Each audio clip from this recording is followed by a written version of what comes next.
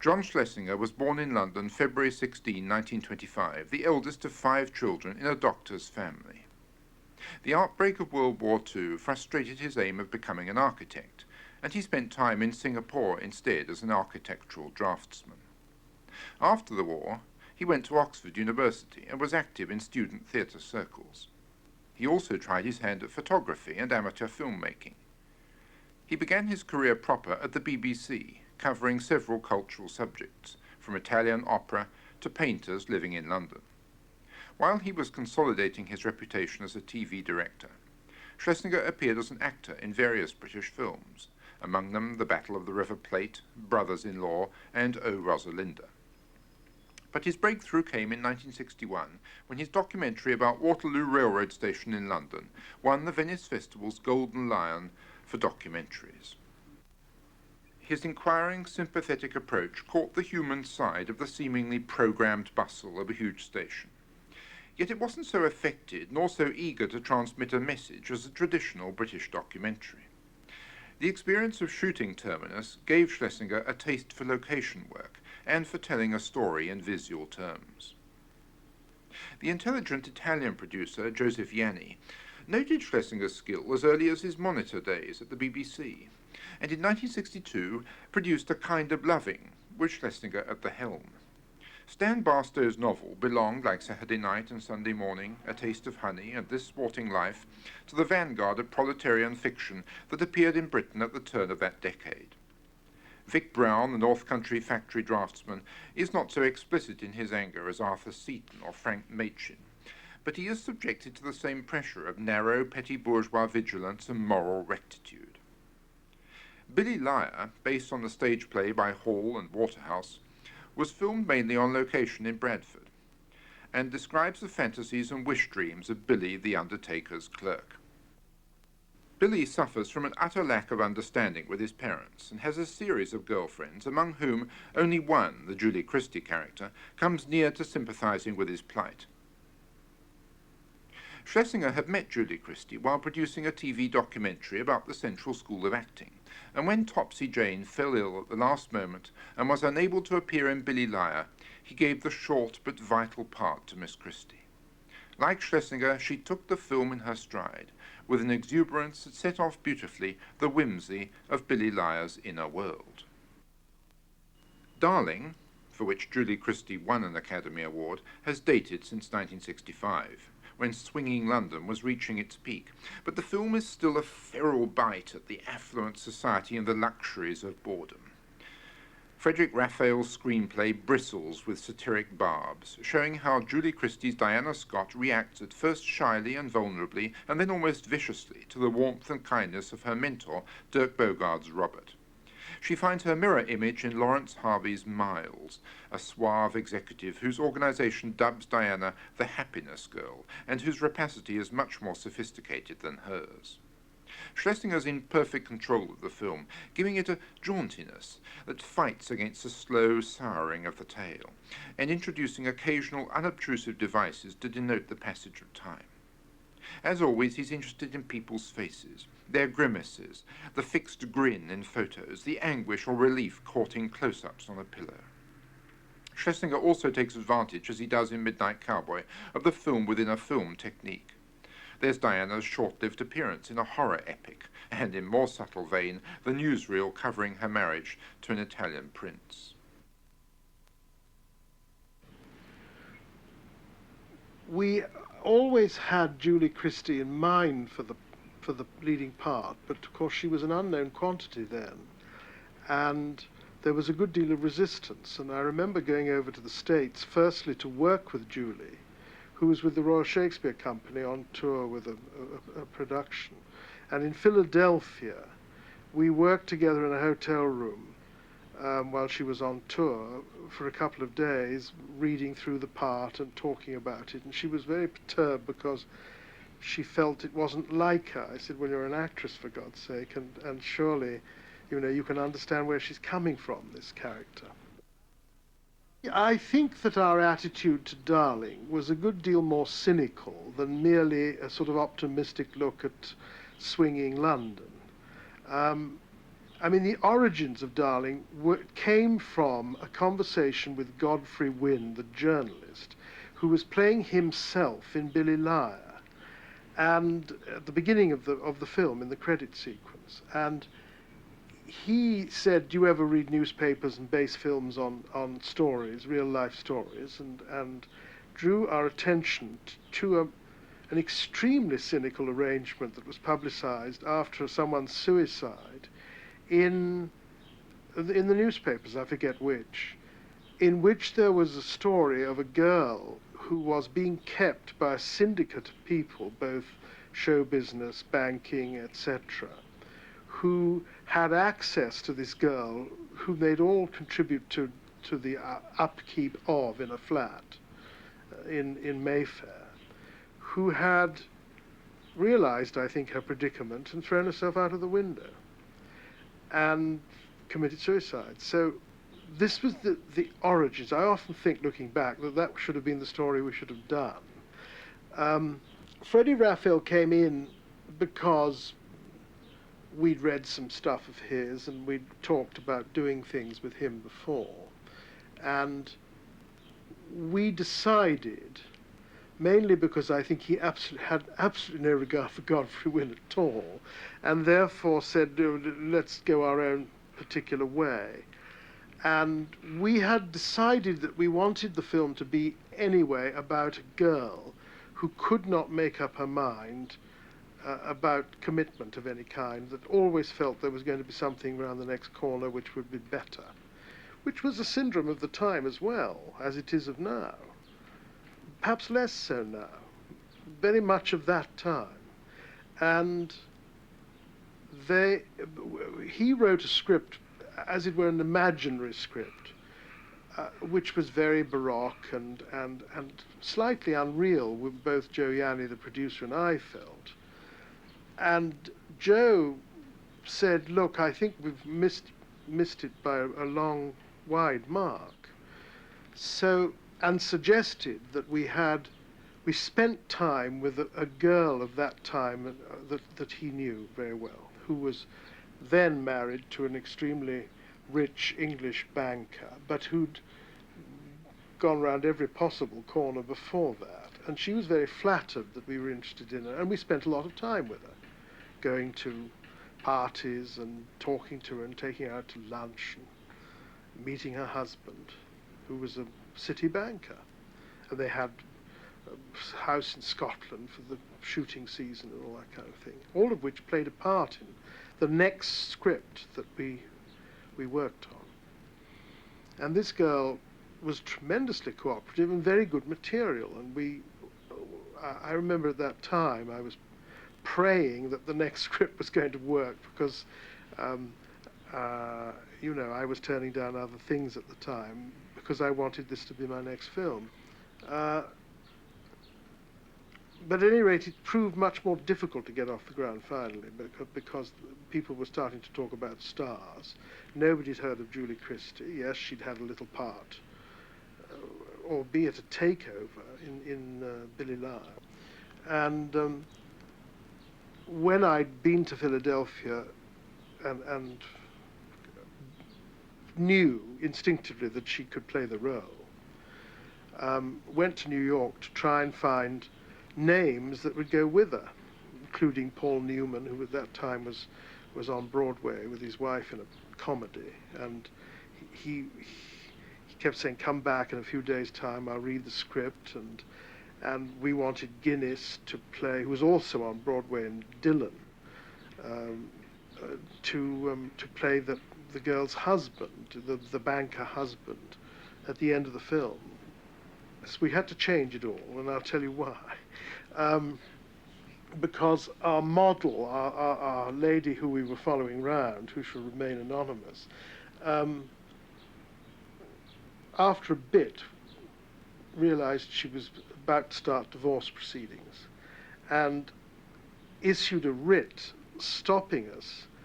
She'd read the script and realized that we were using a great deal that was true about her attitude towards her husband, and we had met him. And we were told, you know, there's no way that I'm going to let you make this film, and you've based too much of it on real life, and I'm sorry, but we're going to prevent it. So we had to change very quickly the whole of the last part of the film, which took place in Scotland in this wonderful shooting area, to somewhere else. And the idea of Italy and an Italian count and everything took its place.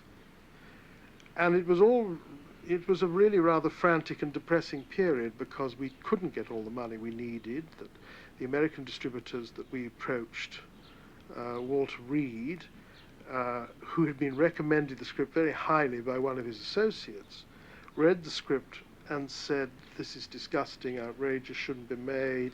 I'm not going to contribute a penny towards it, nor will I release it."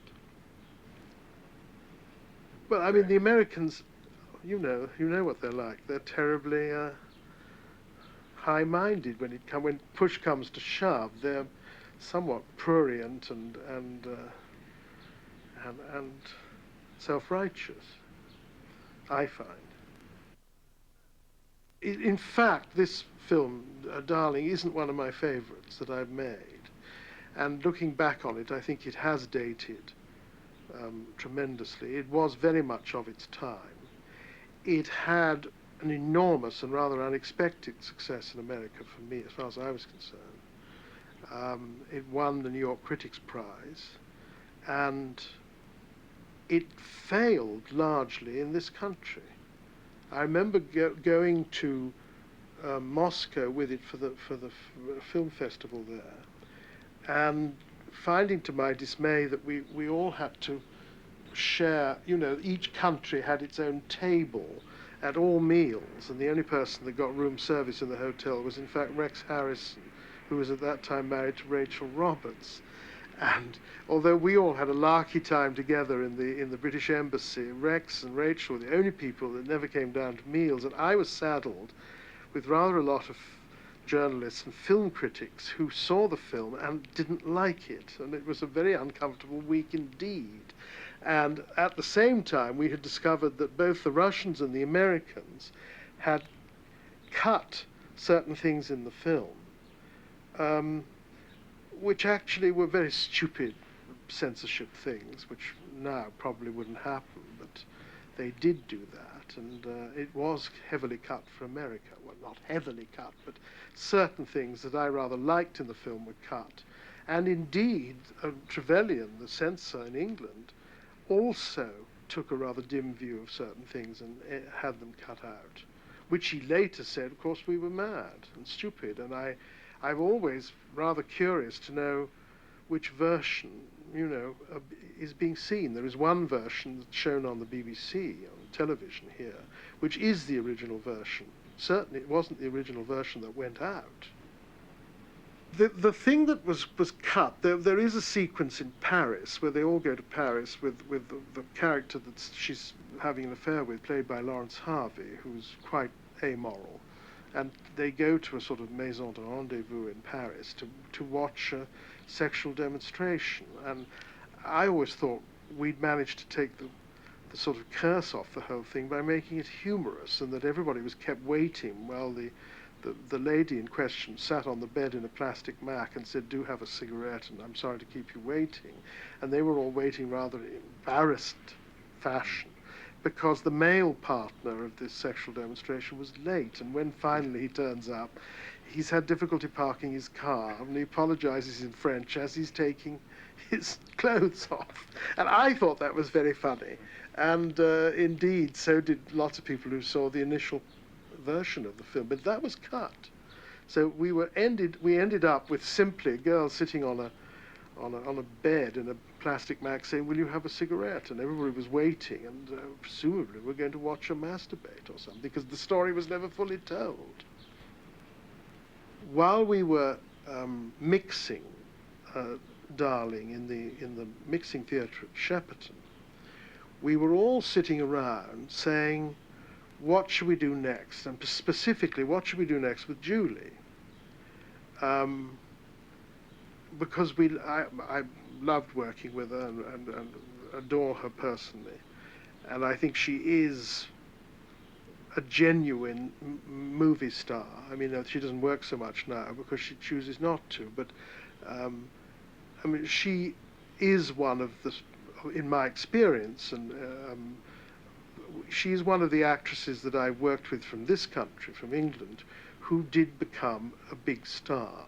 Not so much, I think, because she's the most talented actress, and I'm sure she would agree with me, but she has a marvelous screen personality and a face which catches the imagination of people who look at her. And it's an extraordinarily sexy face, wonderful, wonderful, beautiful, and photographs marvelously. The camera loves her. And so sitting around as we were at the time saying, what should we do next? The editor, Jim Clark, came up with the idea of we should do a Thomas Hardy book. Have you ever thought of Thomas Hardy? No, I said, I haven't. I don't think I've read very much Hardy, and I certainly hadn't read at that stage Far From the Madding Crowd. But that was suggested because Tess, which was another part that might have been right for her, had already been done years before by MGM, so we decided we'd all read Far From the Madding Crowd. Well, as soon as we'd finished the movie,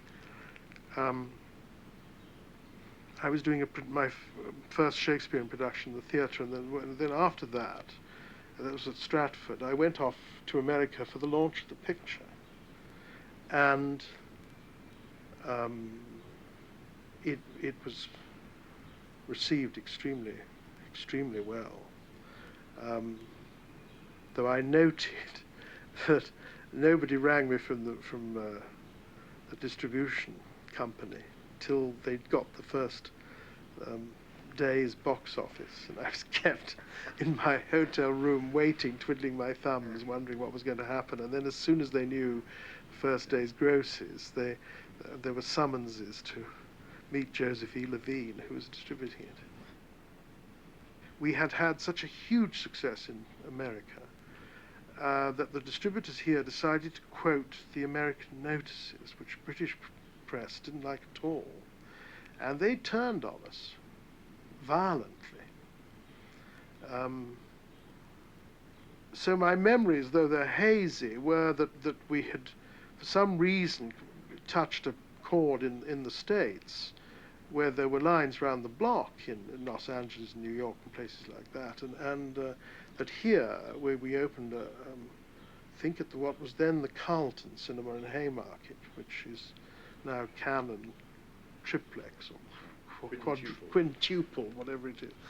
And we didn't do as well.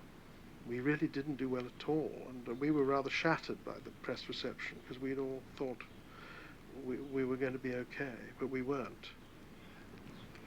Lawrence Harvey, I think in many ways had one of his greatest roles in that film, in that it captured such a lot of his personality, and although it was a thoroughly fiendish part, he managed to do it with such complete aplomb that you felt sympathy for him. He relished the part. I mean, he really enjoyed playing it, I felt, and I enjoyed working with him very much. He scared Julie. He wasn't... he's capable of being quite cool, and there was a period when we'd finished the script and felt we'd really done him fairly proud, and he was in Camelot at the time, at the Theatre Royal Drury Lane, and meant that he was going to be playing at night and filming during the day, which is never totally happy. And suddenly we were already in the middle of the film, and the message came through that he wasn't going to come and do it. He was withdrawing from the part because he reconsidered and didn't like his exit in the film, which at that time was simply going to be disappearing into a bedroom during a kind of sort of free-for-all with one of the girls who was at the party. And he said, that's no way for me to exit this film, and I won't do it. I need another scene. And Freddie Raphael quickly wrote rather a good exit scene for him, I think. The Penguin Freud scene, and put away your Penguin Freud, Diana, is the line, which I seem to remember. And I took it to him backstage, during having filmed all day with other scenes in the picture because he hadn't begun. And I remember being greeted in the dressing room with, "Oh, my dear, do you see the weight of the costumes I have to wear in this? And I'm so exhausted, and you'll surely understand why it really isn't worth my doing this unless I've got a wonderful way of exiting from the picture. And I need another scene." I said, "Well, here it is, Larry." Gave it to him, and he was back in, thank God. You know when you make a picture when the casting isn't right. And I think, I don't believe that directing is all about telling an actor what to do. It's more often than not telling them what not to do when they're too much or giving too much. But I do think that half the battle is in the casting. And the camera will always catch something of the kind of inner personality of the actor or actress.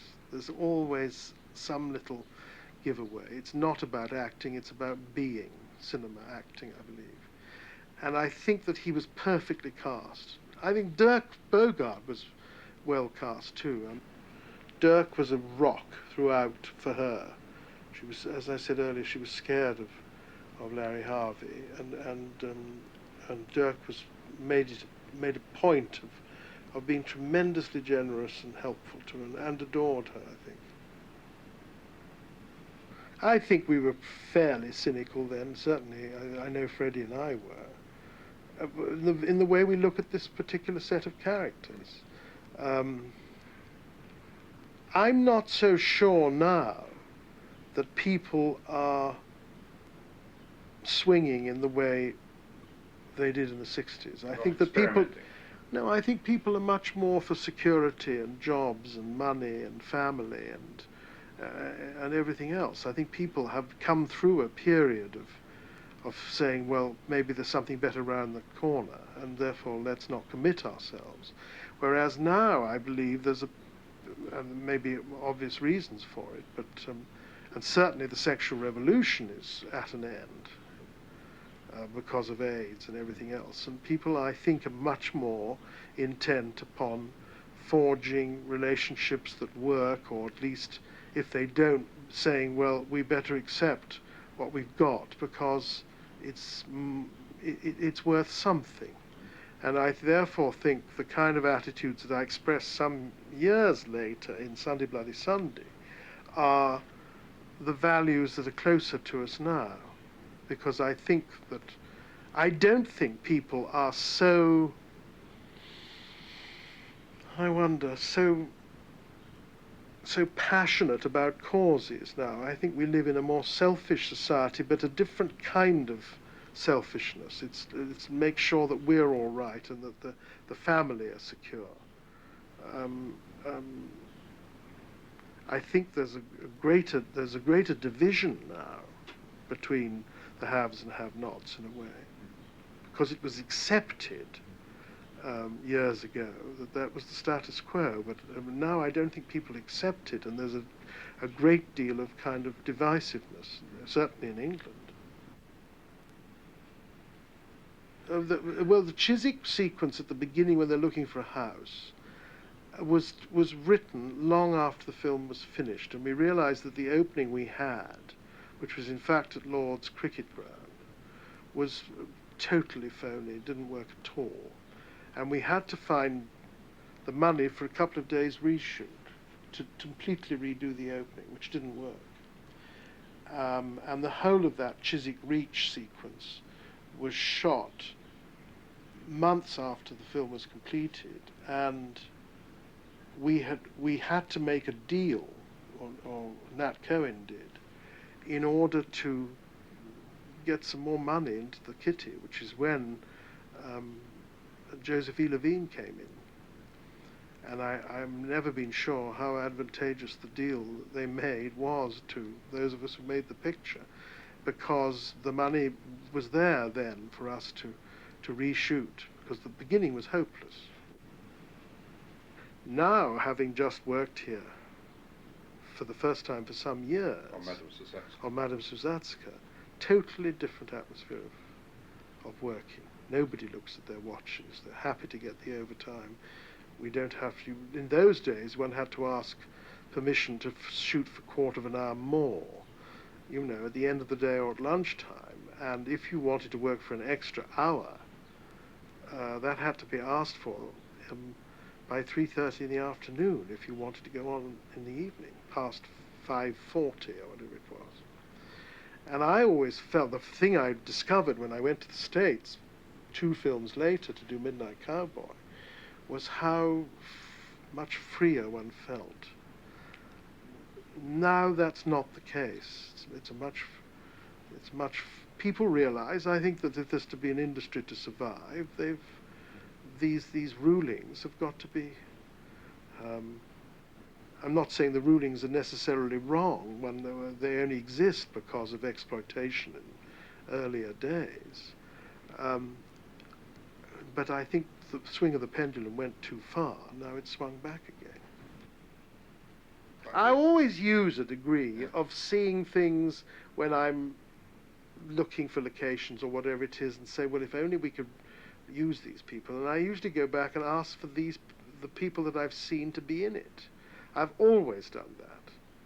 I mean, I'm a great one for sort of being in a city or a place and seeing people on the street and saying, my God, if we could get a face like that, let's ask them if they'd like to be in a movie. And that's often worked. And I've used it endlessly. Well, Midnight Cowboy especially. Well, Midnight Cowboy, I was in Los Angeles initially and saw quite a lot of the things that we put into the film there. I mean, I felt, here I am, the first time I'm going to work in this extraordinary country, which I'd been to before, but never really to make a movie. And so anything was grist to the mill. I'd never had a remote control in a bedroom with pink walls and a purple bedspread and a television in the wall. That remote control, my goodness, one of the things. And it was terrific. I mean, I would see things on television and ring up the screenwriter, Waldo Salt, to say, listen, quickly, Waldo, Channel 7, you must watch it. Can't we use it? Like the poodle wig maker from Phoenix, Arizona, in Midnight Cowboy. It was something I really saw. And there was an all-night cafe on Sunset Boulevard where I saw the scene between this woman who was running a mouse over her son's face and her own, this toy mouse, on some strange and weird and rather frightening trip, because it was the height of the 60s and the marijuana scene, which I was then myself experimenting with. So I've always felt that America's so full of stories and so full of extraordinary characters, and you see them on the street. You don't see that quite so readily in England. Italy, you can see drama, because they're all such actors. It's happening on the street. It may be that one of the reasons I don't like the picture as much as some of my other ones is that I have a feeling that the film is too pleased with itself. I remember my parents' ruby wedding anniversary, and I was late for the party because I had been filming that rather sleazy party where they all go around in the beam of a projector and taking off wigs and the strange kind of sexual ambiguity of the party, and feeling that we'd had a wonderful day and that I'd done a marvellous sequence, and I arrived very full of myself late at the party, not in the least interested in the reason that it was being held, and boasting about how I'd done this terrific sequence that day, which actually now embarrasses me wildly. I look at it and think it's way over the top, and it's terribly artificial, and if this film is shown on television, I leave the room. Say, if I'm going to sit through it at all, which is rare, for any of my films, that I want to make certain that I don't see that sequence again. I'm embarrassed by it. But at the time, I felt it was daring and new. We were all too pleased with ourselves. Now, Freddie Raphael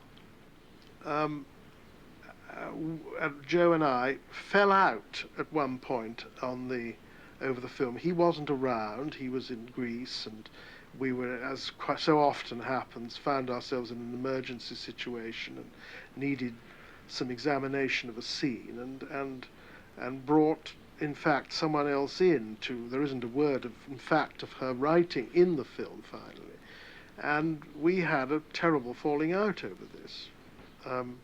It does happen, as you know, quite often in shooting, that if the writer isn't around, and I prefer that they are, so they see the progress of a film, because a film is work in progress. The script is a blueprint, but not necessarily the definitive plans on which you're building everything. It's constantly mutating. Yes, absolutely. And it has to change, because the way you shoot something very often alters the way something's going to follow it. Yes.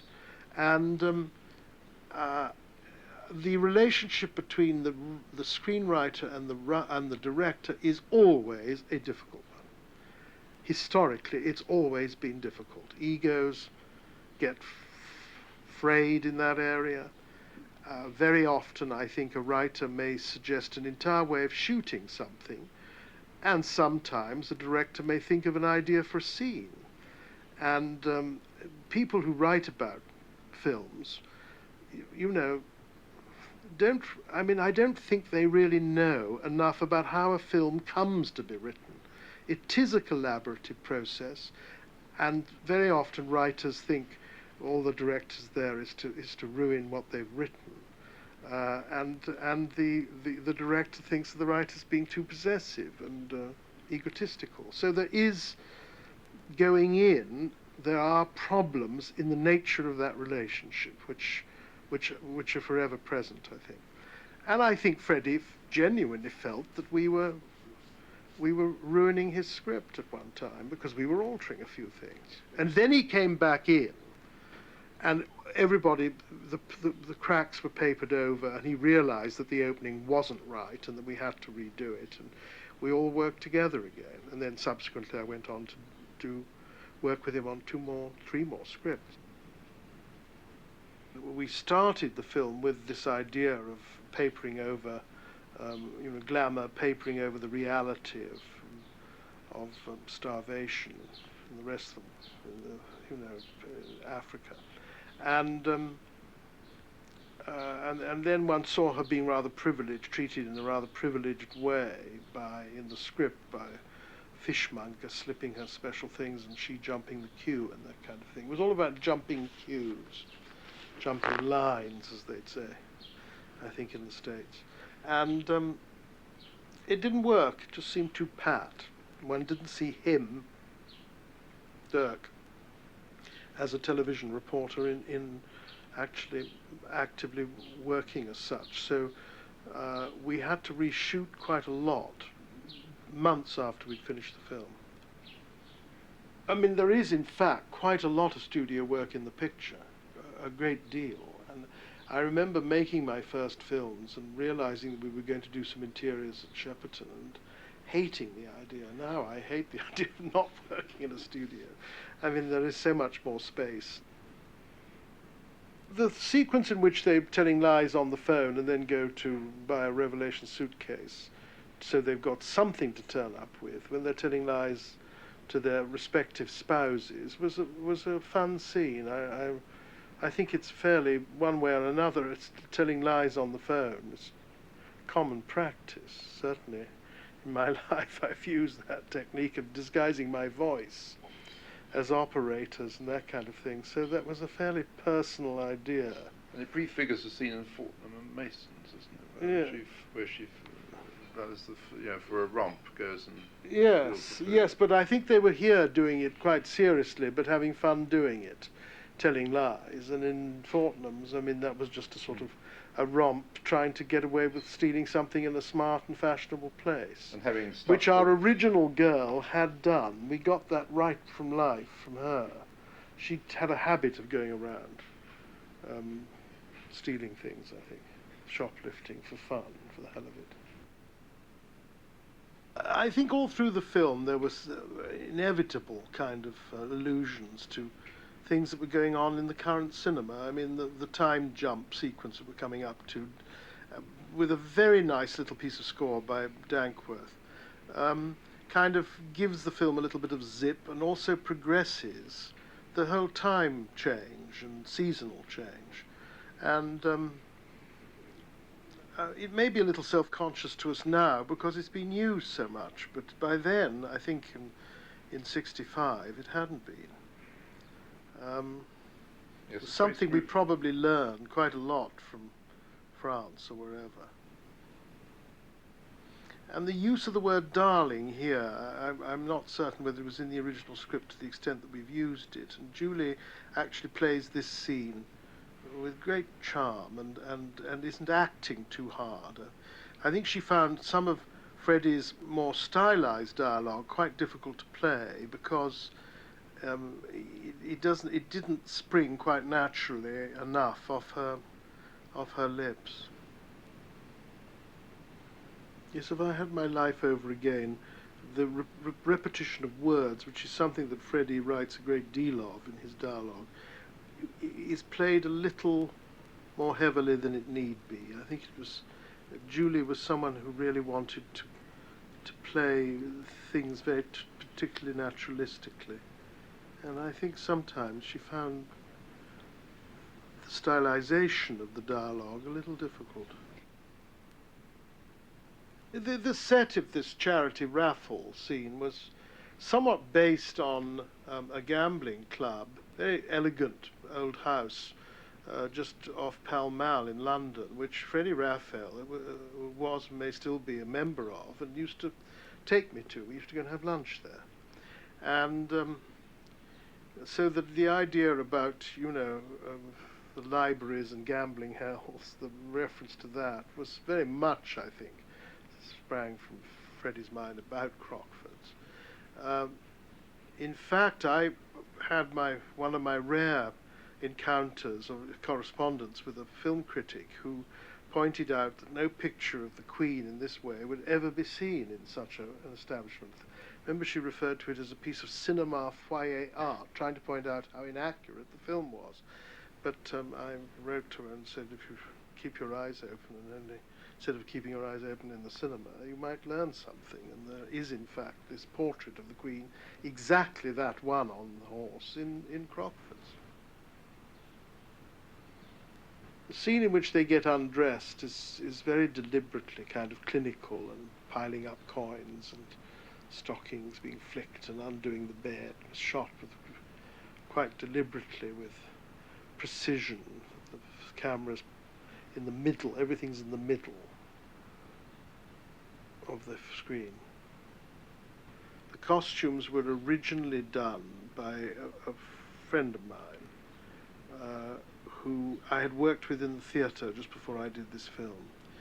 And he got a couturier who was rather fashionable at that time to design them. And when we tested them on Julie, they all looked dreadful. So 24 hours before, almost before the film began, we brought in a costume designer who eventually won an Oscar, indeed, for designing a few frocks for Julie and taking around C&A modes. I mean, they had to do a very quick shopping trip. I draw up plans and sometimes storyboards, and when I'm looking at the dailies, the rushes of a film, I will say I intend it to be cut this way, I want this shot to go that way, etc. Very often the editor with a sequence like this might well be on the floor with me while I'm shooting it and may make some suggestions about how many close-ups we want or whatever it is. I mean, this was quite a complicated scene to shoot. It took us a day or two. And then I leave it to the editor to assemble, and then we'll go in and work. I never work in the cutting room very much while I'm shooting a picture.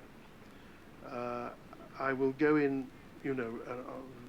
spend a lot of time in the cutting room when I finish shooting, and then tend, particularly latterly, to look at everything I've shot freshly again, all the dailies again, and see, well, we've left this out, or that's a better close-up than the one we've already got in. So it's a process that takes some time, and I enjoy doing.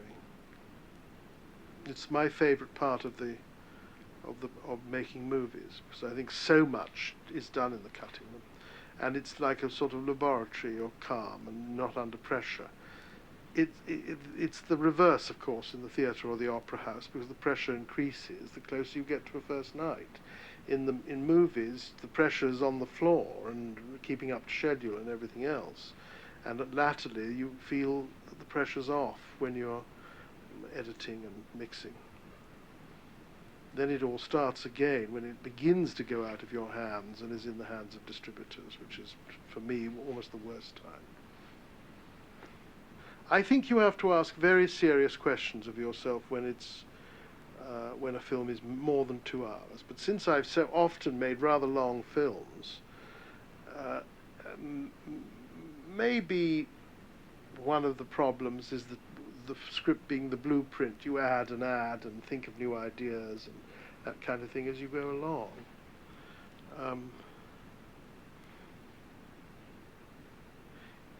Even with a television film, which was very, very precisely written, that Alan Bennett wrote, An Englishman Abroad, which is one of my favourite films, it was 1/4 of an hour longer than the actual timed script, simply because I opened it out a little bit. Well, our trip to Capri was fairly disastrous to begin with, because the weather was so terrible, so the light was very flat, and it got better as we went on, but initially we were forced to do other things, like the photographer's studio scene. Eventually we ran out of stuff to do, so we had to do the opening scene when everybody's parading about in the main square of Capri, and it was late October, if not early November, so we should have known the weather would be unreliable. And there was nobody about, so we had to import a lot of extras from Rome to be in the sequence. And we used quite a lot of people that had been in Fellini's films. And I remember the weather got much better, and we were able to do all the sort of photographer's poses on roofs of huts, and the idea of the simple life at least was done in sunshine.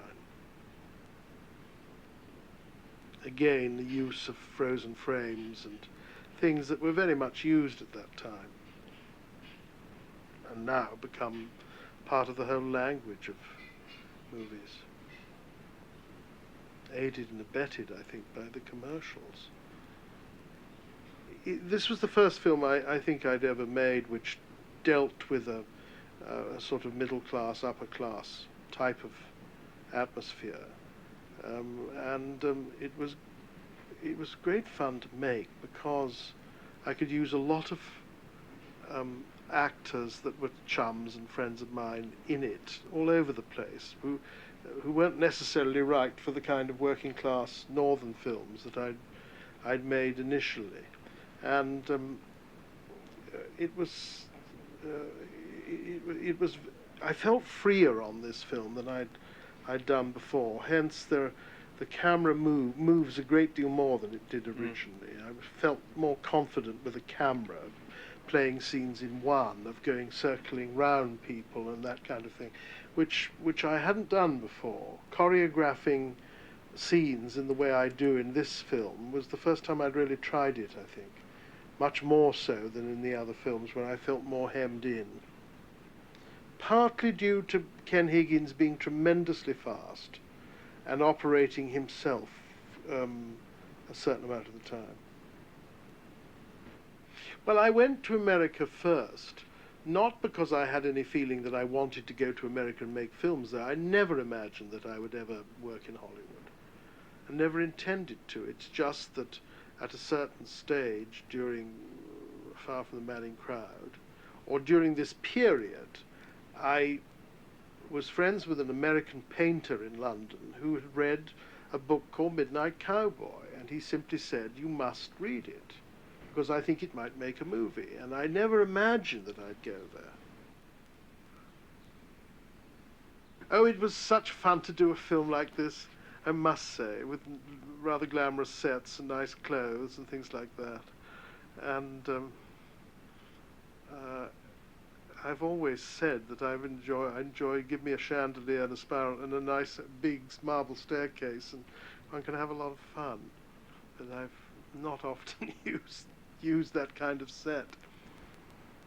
I haven't seen this film for quite a long time, and I must say some of it is very pleasing to see again. Some of it I like less, but uh, I think Dirk's performance is, in the way that he expresses pain and the tenacity to this relationship, is terribly well played. And her expressions of boredom and regret, Julie's feeling of to a certain extent guilt at behaving the way she does, and then the next moment she's doing it all over again, and then suddenly she's enormously affectionate, and I think she really made the part her own. I mean, I think she finds difficulties with some of the more formally written dialogue, but when she's not expected to do that, she is quite marvellous.